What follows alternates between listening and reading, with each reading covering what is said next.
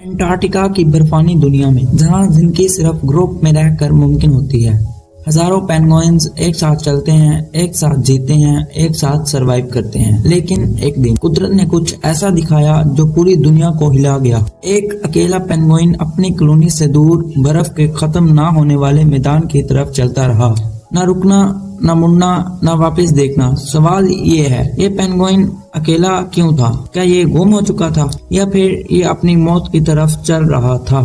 یہ صرف ایک ویڈیو نہیں، یہ قدرت کا ایک خاموش راز ہے۔ Welcome to YouTube facts official. یہ کلپ صرف چند سیکنڈ کی تھی، لیکن اس کا اثر لاکھوں دلوں تک پہنچا۔ پینگوئن سیدھی لائن میں چلتا جا رہا تھا، نہ کوئی گھبراہٹ، نہ کوئی کنفیوژن۔ یہ ویڈیو ٹک ٹاک، انسٹاگرام ریلز اور یوٹیوب شارٹس پر لاکھوں مرتبہ دیکھی گئی، اور ہر شخص ایک ہی سوال پوچھ رہا تھا، یہ جا کہاں رہا ہے؟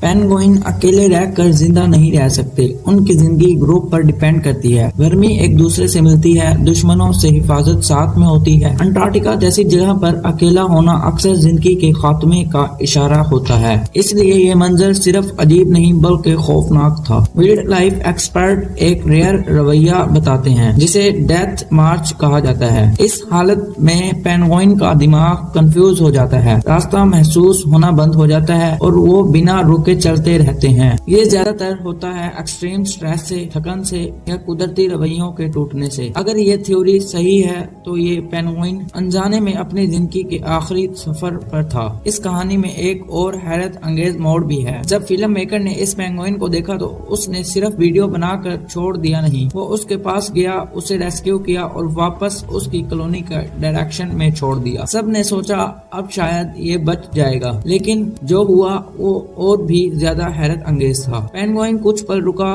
پھر دوبارہ اسی برفانی پہاڑ کی طرف چل پڑا جہاں سے اسے واپس لایا گیا تھا، جیسے اس کا فیصلہ پہلے ہی ہو چکا ہو۔ انٹارکٹیکا صرف برف کا نام نہیں، یہ امتحان کی زمین ہے۔ یہاں راستے مٹ جاتے ہیں، نشان ختم ہو جاتے ہیں اور غلطیوں کی کوئی گنجائش نہیں ہوتی۔